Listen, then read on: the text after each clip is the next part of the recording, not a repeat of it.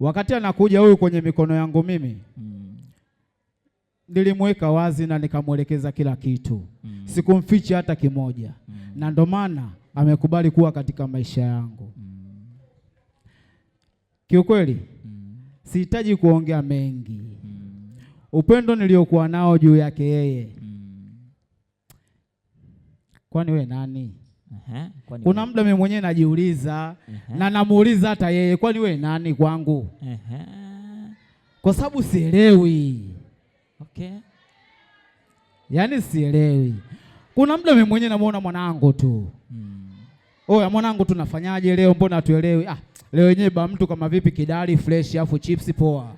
Unaona? Fresh unai we. Ndio. Na ndo mipigo yake. Okay. Inawezekana huu ni ulisi ambao yeye ameupata kutoka sehemu. Okay. Sitaki niseme kwa sehemu gani. Yaani kuku yeye kwake ni tatizo. Yaani akisikia ananukia na huyo unayemsikia anasema kabisa ndo mwanae sana. Yaani ni wanangu. Yaani tukikutana kila kitu kinakuwa kiko sawa. Tunafanyaje? Oya leo yenyewe kidali poa, leo yenyewe chips poa na kila kitu fresh. Hivyo yani. Haya, makofi mengi mazuri. Shemeji tumekuandalia